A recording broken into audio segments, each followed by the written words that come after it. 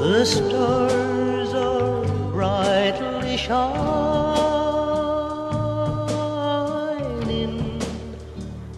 It is the night of the dear Savior's birth.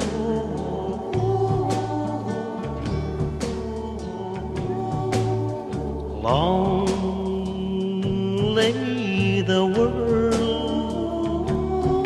in sin and never pining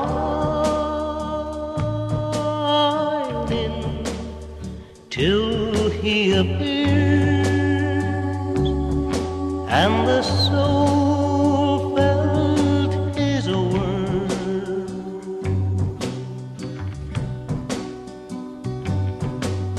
A thrill of hope, the wailing world rejoices, for yonder breaks a new and glorious morn. Fall on your knees.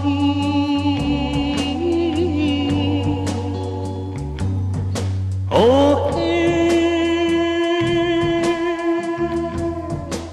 the angels' voices. Oh, night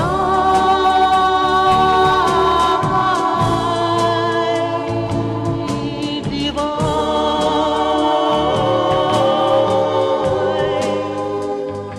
Oh, night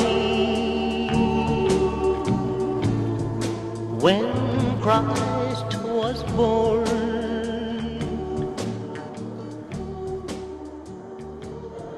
Oh,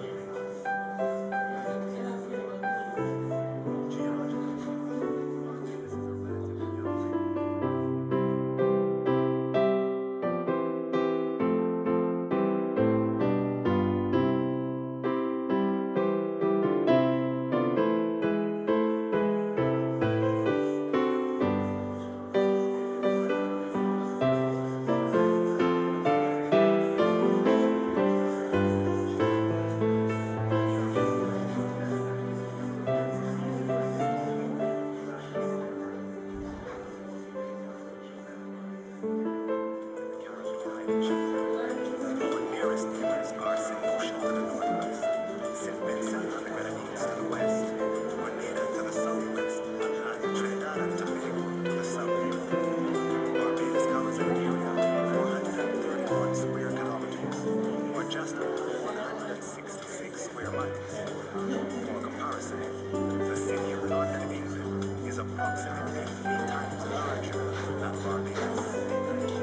Bridgetown, Barbados' capital and largest city, is home to the cruise ship port, hotels, shopping, beaches, nightlife, and the second warmest part of the Western Hemisphere.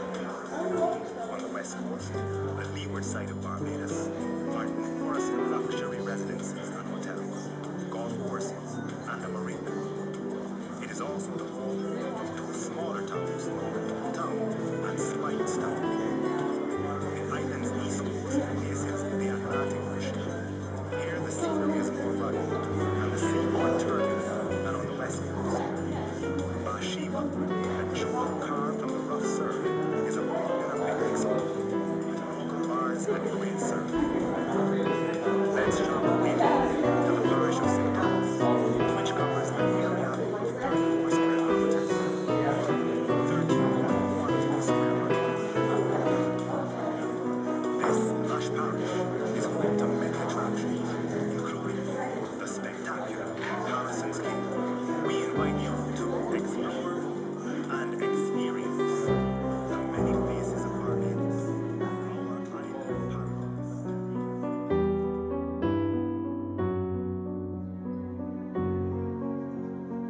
Welcome to Harrison's Cave.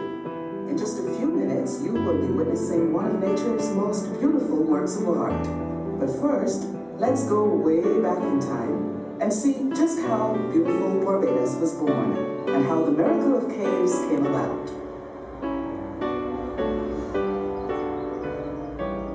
All the islands of the windward and leeward chain evolved as a result of volcanic activity. All, that is, except one. The one that stands alone to the east of all the islands is our island, Barbados.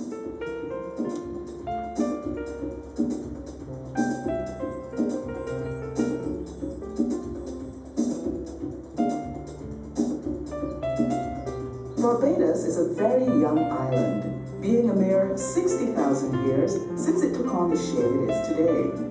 Its formation is also utterly unique. But in order to understand just how ancestral Barbados came about, we must go back in time a long, long way. It is well documented that 200 million years ago, there was but one land mass on planet Earth, which modern geologists name Pangaea. About 180 million years ago, Pangaea started to fragment, and separate plates, as they are called, drifted away to form the continents. If 2 plates met head-on, they crumbled and were pushed upward. Many of the world's great mountain ranges were formed in such a way. In the case of the 2 plates we are looking at, the Atlantic plate folded under the Caribbean plate, and there, 15 million years ago, 4 kilometers beneath the surface of the ocean, the stage was set for the formation of Barbados. The TRAM that formed as a result of this plate.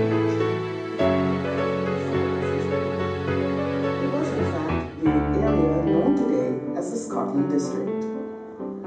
Before 800,000 years ago, coral reefs could not grow in the sea around ancestral Barbados.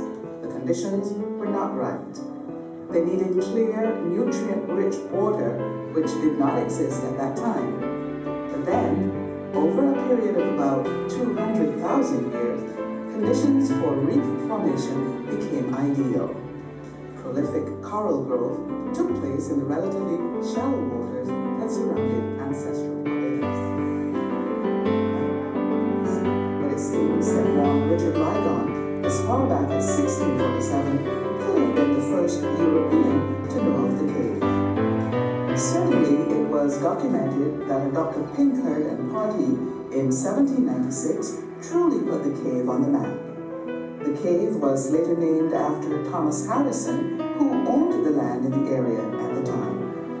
However, many years would have passed until Barbadian Tony Mason, who who already had detailed knowledge of the cave, teamed up with Danish speleologist Ole Sorensen, and together they rediscovered the cave in 1970, generating great interest in this natural wonder. In 1974, the Barbados National Trust commissioned Sorensen to conduct a full survey in order to develop the cave as a local and tourist attraction.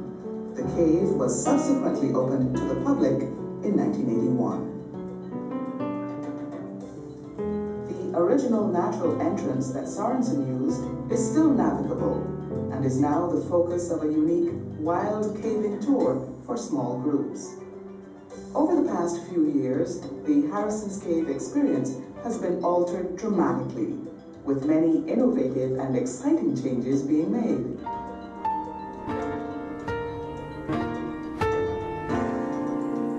There is no mystery as to how the beautiful Carson